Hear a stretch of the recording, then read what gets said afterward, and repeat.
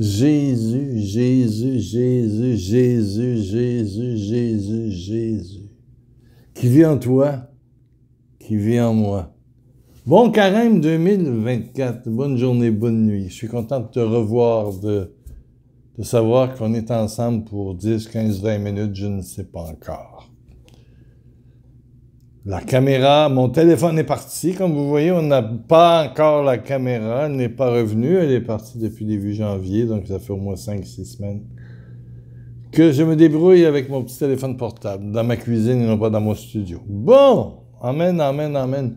Mais nous allons avancer quand même, doucement. C'est plus compliqué un peu, mais voilà.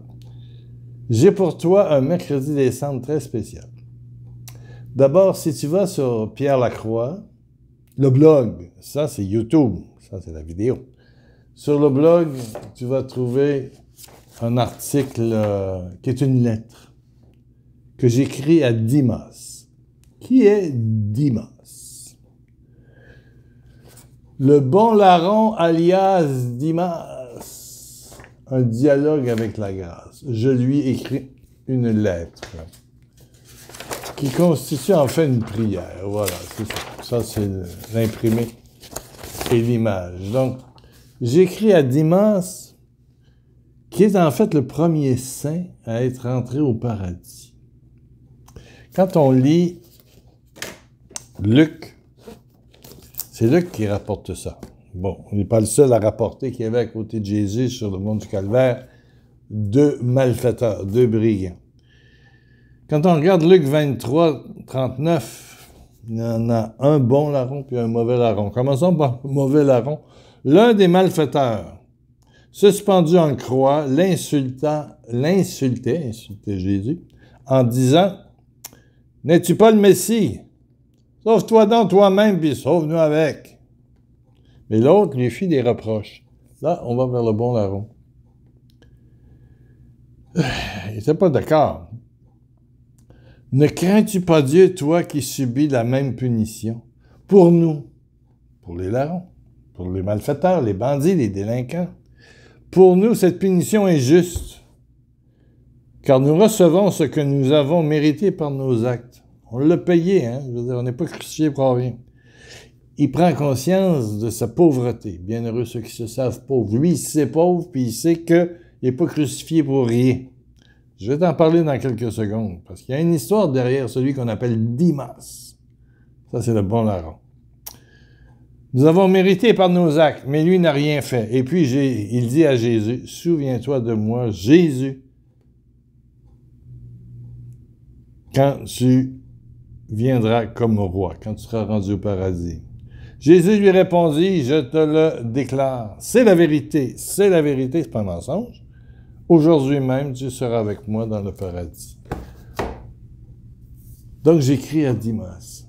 Et je t'invite vraiment à cliquer en bas de la vidéo si tu n'es pas membre du blog. Et puis, il y a le lien vers le blog, bien sûr. www.pierrelacroix, tout collé, minuscule.com. Parce que le premier saint, il n'a jamais été canonisé. On l'appelle Dimas depuis le 4e siècle. Mais on sait qu'il a existé. Comment apprend-on son nom? Permettez que je mette mes lunettes. J'ai fait des recherches sérieuses, là. Oui. Le nom de Dimas, qui veut dire le mourant.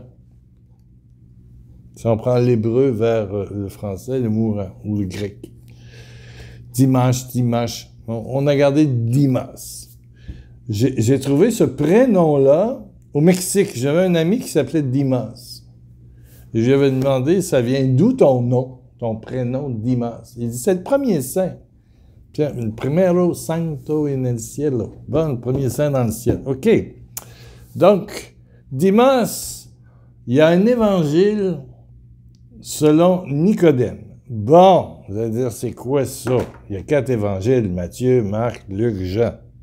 Mais attention, il s'en est écrit plus d'une centaine des évangiles. Ils ont pris les 4 évangiles qui se correspondaient le mieux, qui apportaient une dimension. Voilà, à un moment donné, dans le concile, le premier concile, ils ont décidé ça. Mais il s'en est écrit beaucoup. Il y a l'évangile de Pierre, il l'évangile des Hébreux, du Nazaréen, de Marie-Madeleine. Et puis tout à coup, vers l'an 366, je pense, est arrivé Dimas, dans l'évangile de Nicodème. Et voilà l'histoire de Dimas. Je trouve ça intéressant. C'est un bandit, d'abord, oui, c'est un vrai bandit. C'est un chef de gang. C'est un chef de gang, de gang. Un vrai bandit, oui. Mais l'autre aussi, là, qu'on appelle, il y a un nom aussi, Gestas. Celui qui est à gauche, celui qui est à droite, Dimas. Le bon bandit, bon. Et puis, c'est un chef de gang qui a tué son père, qui était chef avant lui, pour accéder au contrôle des délinquants, des bandits, des voleurs, des meurtriers. Il tue son père. Là, il y a toute une histoire disant que lorsque la famille Joseph, Marie et l'enfant Jésus s'en allaient en Égypte, bon, ça c'est dans l'Apocryphe, on dit ça des sous-évangiles. Bon. Dans le sous-évangile ou l'évangile de Nicodème, il dit que devant le regard de Marie, Dimas fut bouleversé et qu'il a regardé l'enfant et qu'il a été profondément touché, qu'il l'a embrassé et que Marie aurait dit que tes péchés te soient pardonnés. Que tes péchés te soient pardonnés. Puis finalement, ils n'ont pas volé Joseph, Marie, puis l'enfant. Bon, ça, c'est l'histoire qui est racontée dans l'évangile de Nicodème. Bon. Il y a beaucoup d'évangiles, hein, je voudrais... Une qui est connue, qu'on peut acheter, c'est l'évangile de Thomas. Oui, celle-là... sont presque comme les autres évangiles que l'on connaît. Thomas est plus proche que d'autres. Nicodème ajoute des détails, mais il y a beaucoup de choses qui sont identiques aux évangiles que l'on connaît, dont Luc ici 23. Donc, le bon larron. Moi, la question que je me pose, qu'est-ce qui s'est passé pour qu'un bandit comme ça, au cœur dur, au passé trouble, sans foi ni loi, je veux dire, tuer quelqu'un, c'était pas dans le... faisait partie du... Dans ce temps-là, pour pas se faire prendre, ça existe encore en Afrique, ça, au Mexique, beaucoup. Quand ils volent quelqu'un, pour pas que la police aille de témoin, ils tuent tout ce qui est autour qu'il a vu, puis ils tuent la personne. Bon. Il coupe la gorge. J'ai vu ça au Mexique, j'ai vu ça en Guyane anglaise. C'était ce qu'ils appelle le choke and run. Il choke, voler dans le langage là-bas, puis choquer, c'est voler puis égorger. Il tranche la gorge. Bon. Il y en a tranché des gorges. C'était chef de gang. Mais là, il est à côté de Jésus. Et là, lui aussi crucifié. Il reconnaît, lui, contrairement à l'autre, larron, qu'il mérite. Il en a fait des conneries. Mais Jésus n'est que bon. Il reconnaît la bonté de Jésus. Moi, je l'imagine facilement en regardant Jésus. Et c'est pour ça que je voudrais que notre carême, et je voudrais que tu lises la lettre absolument, je ne vais pas te la lire ici, c'est trop long, sur pierrelacroix.com. Va voir, il y a quelqu'un qui a corrigé le texte, surtout la ponctuation, qui a été émerveillé. Ouais. Parce que ça s'appelle « Lettre à Dimas », au bon larron. C'est à lui que je parle. Qui devienne une prière. Parce qu'il est vivant, il est au paradis, c'est le premier. Puis je voudrais tourner tranquillement autour de ça pendant le carême. Autour de ça. Il y a eu Caïn qui tua Abel, mais là, c'est Dimas qui tue son père pour devenir chef de gang. À l'époque, tuer son père qui était roi pour prendre le trône, c'est la démocratie, hein? Puis ça existe encore à bien des places. On tue pour prendre la place. Ben lui, il a tué son père pour prendre... C'est ce que dit en l'an 300 l'auteur de l'Évangile à Nicodème, là, à propos de Dimas. Voilà. Mais moi, et c'est ça qui marque un tournant dans ta vie puis dans la mienne, puis que j'aimerais qu'il se passe pendant le carême 2024, c'est que tu croises le regard de Jésus. Tu croises le regard de Jésus. Ouais. Il y a quelqu'un à Paris qui m'a dit un jour, dans une rencontre privée, qu'elle était allée à Saint-Nicolas-des-Champs. Paris Première. C'est là qu'il y a des soirées de prière et de guérison depuis plusieurs années. Elle a dit qu'à un moment donné, quand il passait le Saint-Sacrement à travers l'Assemblée, elle a vu, non pas le Saint-Sacrement, mais elle a vu un regard. Attendez un peu, je vais essayer de me mettre de la musique. Oui, ça marche. J'espère que ça ne dérange pas trop. Pas trop fort? Peut-être. En tout cas, peu importe. Et puis au lieu de voir le Saint-Sacrement, elle a vu les yeux de Jésus. Non seulement elle fut guérie, physiquement, elle souffrait, handicapée. Elle s'est guérie d'un coup. Elle a croisé le regard de Jésus, les yeux d'amour, les yeux chaleureux, les yeux tendres de Jésus. Amoureux, amour inconditionnel. Parce qu'elle avait connu une grande période de révolte. Ah oui. Il n'y a pas juste des péchés de meurtre, des péchés de gourmandise, d'orgueil, d'avarice.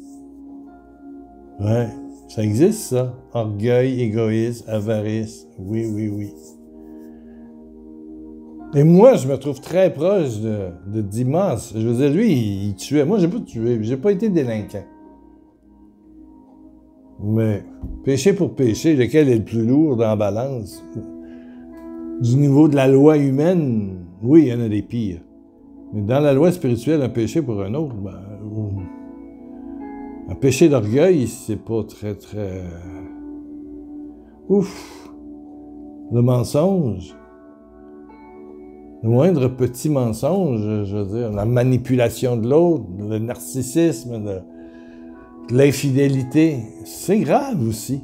C'est pas puni par la loi, mais c'est grave. Donc, pour moi, Dimas, c'est toi, c'est moi, dans notre nature pauvre, charnelle. Mais il a croisé le regard de Jésus, un regard d'amour. Il n'a pas de bonnes œuvres, il n'a pas prié, il n'a pas fait de retraite, il n'a pas fait de chapelet. Il n'allait pas au temple, il ne connaît pas l'Ancien Testament, ou peut-être très peu, mais en tout cas, il ne connaît pas les Écritures. Mais il croise le regard de l'amour, tu m'entends, de l'amour. Et puis il va juste dire une phrase. Devant ce regard qui est comme hypnotisé, il est comme fasciné. As-tu déjà croisé un regard amoureux? Quelqu'un qui est ton ami, patati, patata, puis il y a un moment de réjouissance, puis avant de se serrer dans les bras, on se regarde dans les yeux. On se regarde dans les yeux. Il y a des regards qui changent une vie. Ouais. Si on n'était pas occidentaux, on donnerait un baiser sur la bouche, puis on fait des bisous chaque côté, là, en tout cas, certainement les Français, les Européens, des fois les Africains, mais on se serre fort. Il y a comme une magie de communion qui se passe. Moi, j'ai connu ça. Des regards intenses, puissants, amoureux, qui font renaître l'intérieur. Ben, c'est ce qui s'est passé entre Dimas, le bon larron. En fait, il est passé de bon larron avec un petit B et un petit L à bon larron, un gros B, un gros L. Tu sais. C'est le premier saint. Et il va défendre Jésus contre son collègue bandit, qui paye comme lui par la mort. Il va dire, tais-toi, là, on mérite ce qu'on a fait, puis c'est ça. Je veux dire, c'est le salaire du péché, mais c'est la mort. C'est le salaire du bandit, c'est la bandaison. Bon. Mais lui, il n'a rien fait. Ça veut dire qu'il suivait. Il y avait quelque chose déjà entre lui et Jésus, mais là, il croise son regard. Il est juste à côté. ils se regardent. Et là, tout est bouleversé, chamboulé, parce qu'il se sait aimer, et tu es aimé de la même façon. T'es pas chef de gang criminel. Ils font des meurtres, des vols, des assassinats, des viols, des choses. Mais ce regard-là t'attend, ce même regard d'amour. Amour, amour, amour. Un regard chaud, tendre, gratuit, pénétrant. Des regards pénétrants. Là, on ne peut plus parler, là, tu sais, je veux dire. Il dit juste quelques mots. Souviens-toi de moi quand tu seras rendu au paradis. Et Jésus dit oui, tu vas l'être tout de suite avec moi. C'est le premier, parce qu'on dit que le paradis s'est ouvert avec la mort de Jésus, parce que les péchés étaient payés, pardonnés. Voilà. Aujourd'hui même, tu seras avec moi dans le paradis. Ils sont déjà amis, ils sont déjà intimes. Carême 24, carême d'intimité. Et j'aimerais donc que tu puisses, pendant ces 40 jours, d'ici à Pâques, le jeudi saint, en fait, vivre ce regard d'amour, ce regard. Il y a des gens avec qui on devient amis, là, c'est vite, là, on se regarde, puis on ne sait pas pourquoi, il y a quelque chose dans le regard. Tout est dans le regard, hein.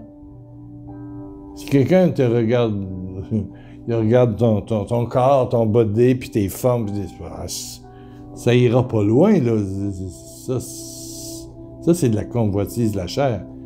Mais tu regardes quelqu'un dans les yeux et tu sens une sincérité, une vérité, une bonté. Oh, ça change quelque chose. C'est déjà, en quelque part, un potentiel d'ami. Un grand ami. Une grande amie. Oui. Prions. Baisse ta tête, ferme tes yeux. Pour que ton carême soit un carême d'intimité. Que tu croises le regard de Jésus comme Dimas. Et j'insiste pour que tu lises ma lettre à Dimas sur pierrelacroix.com, le blog, www.pierrelacroix.com. Amen. Oh Jésus. Pour mon ami. Alléluia, mon ami. Qui écoute, qui regarde.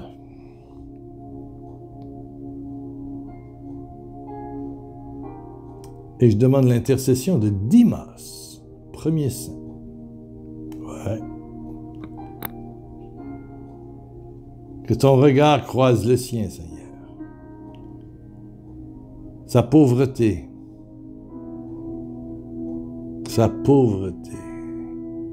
ses problèmes, ses cassures, ses brisures, ses fêlures. Que ton regard d'amour, de chaleur, d'intensité, de tendresse croise son regard. Que s'éveille en lui le feu de l'amour divin. Le feu de l'amour divin. Et je sais, Seigneur, que si tu croises sur ce regard une maladie quelconque, le processus de guérison divine commence maintenant. Oh, merci Seigneur pour ce temps de carême, à travers ton regard, le regard d'amour de Jésus,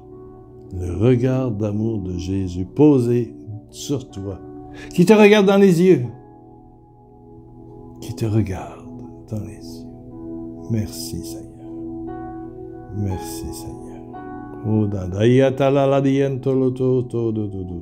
Sois guéri au nom du Jésus, du regard de Jésus, au nom du sang de l'agneau, du crucifié, du ressuscité. Sois touché, guéri, regardé. Merci. Et je sais que plusieurs personnes vont le sentir, vont le rêver. Le regard qui change tout. Un regard neuf. Sur toi, la vie, le ciel, sur Dieu surtout. Merci Seigneur. Alléluia. Wow. Et je pensais, Et je pensais, tout à coup, ça m'a passé par la tête pendant la prière. En Côte d'Ivoire, quand c'est un grand monsieur, c'est un monsieur important, on ne le regarde pas dans les yeux, hein, on penche la tête. Ouais. J'avais tenu une série de conférences à la Banque du Travail à Trècheville. C'était M. Adé Mensa qui nous avait prêté la salle de patron de la Bourse du Travail. Puis j'avais demandé à 2 jeunes d'accueillir, de souhaiter bienvenue à la porte. Ça se remplissait, il y avait 800 places. Mais M. Adé Mensa, c'est un grand monsieur, donc il venait des médecins, il venait des gens importants. C'est organisé sous le patronage de M. Adé Mensa, qui est décédé il y a un peu de temps, qui était mon ami, mon Dieu, que je l'aimais ce monsieur-là. Ah, Papa Adé. C'est le seul monsieur, je pense, que je me rendais là sans prendre de rendez-vous. J'arrivais, puis il se demandait comment ça se fait des gardiens, là, que moi, j'arrivais sans rendez-vous. J'ai dit, dites-lui que c'est son ami Pierrot. Bon. Ah, il me recevait. Mais les 2 jeunes, ils donnaient la main, puis ils regardaient pas les messieurs et les madames bien habillés. Là, il y avait des pauvres, il y avait des petits. Mais les messieurs quelqu'un, puis les madames quelqu'un, j'ai dit, regardez-les! C'est pas poli. Mais je vais vous dire quelque chose, vous pouvez regarder Jésus, the King of the world, le roi du monde, le roi de l'amour, le Très-Haut, le Tout-Puissant, qui est en fait le Tout-Petit d'amour. Lui, tu peux le regarder dans les yeux, puis lui, il te regarde dans les yeux. Lève le regard et laisse-toi regarder dans ta pauvreté, et tu verras le royaume, tu verras le royaume, tu verras le royaume. Carême numéro 1, il y aura numéro 2, numéro 3, numéro 4. Bon, j'attends ma caméra tout le temps. Il y a quelqu'un qui m'a écrit, Marie-Mathieu. Oh, c'est un prophète, ce gars-là. Un gars de Côte d'Ivoire, il dit, il parlait de la prophétie qui l'a bouleversé. Il dit, quant à la caméra, Dieu va la réparer. J'ai reçu ça le 11 février. Dimanche le 11. Vendredi le 9, 2 jours avant, on m'appelle pour me dire que la caméra n'a rien.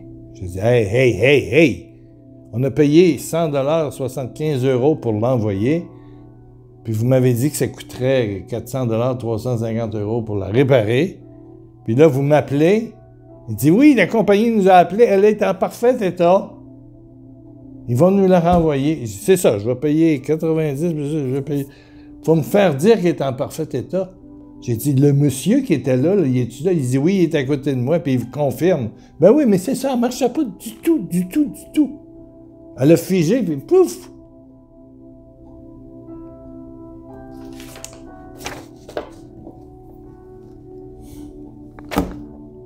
Marie, quant à la caméra, Dieu va la réparer.